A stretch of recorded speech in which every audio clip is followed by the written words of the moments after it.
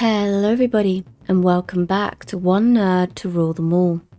And in today's video, we'll be looking into the Adeptus Mechanicus, specifically the Schism of Mars, the Dark Mechanicum versus the Loyalist Mechanicum, how Mars fell in the heresy.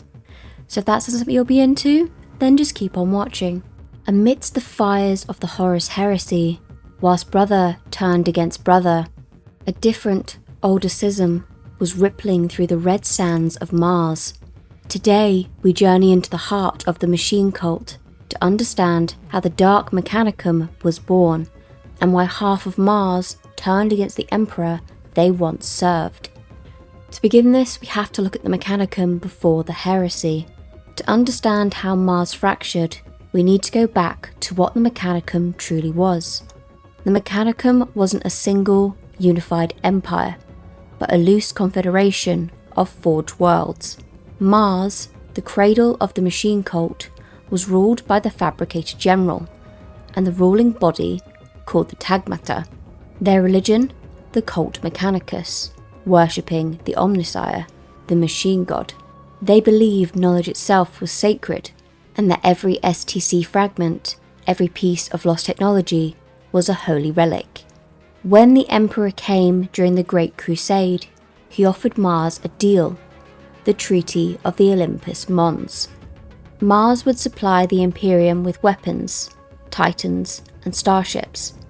In return, the Emperor would protect Mars and respect its religious practices, though the Emperor himself denied divinity. But even then, not all tech priests trusted the Emperor. Some whispered that the Emperor was the Omnissiah, others saw him as the blasphemer. Now we look at the seeds of the heresy. As the Great Crusade neared its end, a slow corruption seeped into Mars. The Mechanicum's obsession with knowledge was its greatest strength and its greatest weakness. Forbidden data from the dark age of technology, warp-fueled experiments, and prescribed tech that the AI-based scrap code and daemon engines tempted many. Some priesthood factions dreamed of ultimate knowledge, beyond the Emperor's limitations, and then came Horus. Horus Lupercal, the War Master, saw that victory would require more than just Marines and Titans. He needed the full might of Mars. Horus secretly reached out to Kelebor Hal, the Fabricator General of Mars. Kelebor Hal's ambition and resentment towards the Emperor made him willing to listen. Horus promised Kelebor Hal forbidden technology, the freedom to research without imperial restriction, and new weapons beyond imagination. These promises would damn Mars. Now let's look at the Dark Mechanicum emerges. When Horus declared open rebellion, Kelebor Hal sided with him. He unleashed secret vaults of warp-tainted technology. Forbidden pacts were struck with the powers of the warp, and Dark Mangos unleashed the first daemon engines, merging the material and the immaterial. Thus, the Dark Mechanicum was born. They abandoned the machine god for the dark gods of chaos. They corrupted the holy rites of maintenance into warp-fueled sorcery. Titans became possessed. Skitarii and battle automata were reprogrammed to serve the War Master. Now let's look at the Loyalist resistance. Not all men fell. The Fabricator Locum, Zagreus Cain, refused to abandon the Emperor. Many forged temples stayed loyal, believing the Emperor was truly the Omnissiah.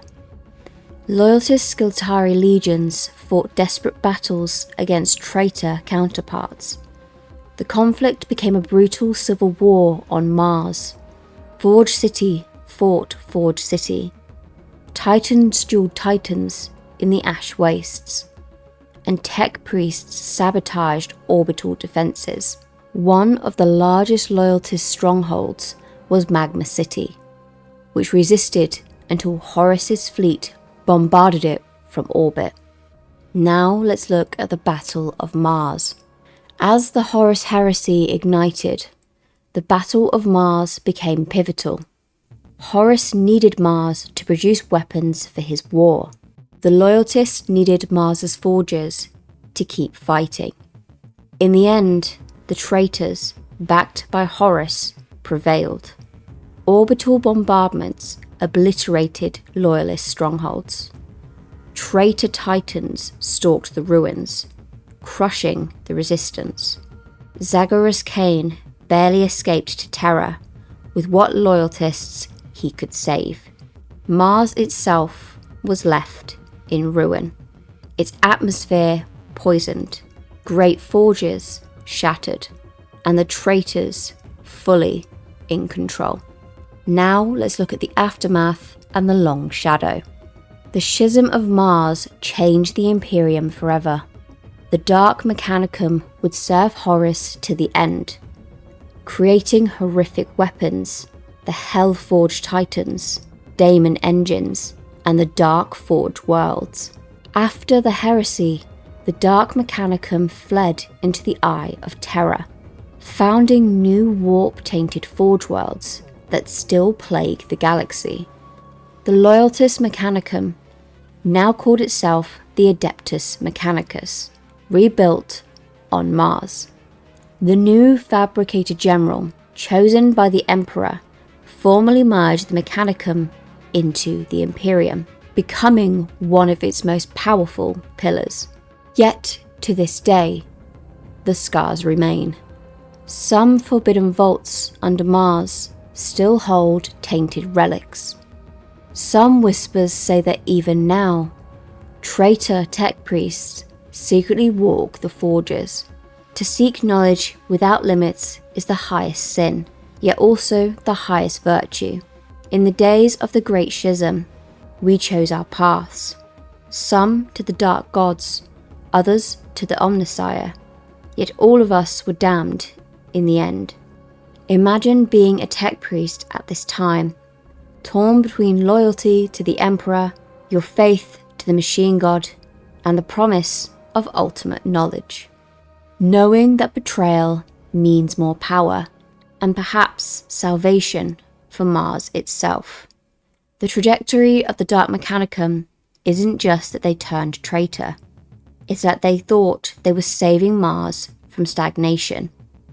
And so, this is how the Dark Mechanicum was born, from ambition, faith, twisted by pride, and the law of forbidden knowledge.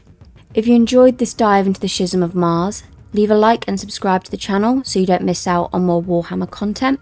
Speaking of Warhammer content, in the description you will find a link to my other channel, where I paint, build, and will soon be battling my Warhammer armies. So if that sounds like something you'll be into, then please feel free to have a look at that. Anyway, that'll be it from me today. I hope you have a wonderful day or night, wherever you are in the world. And as always, bye for now, guys.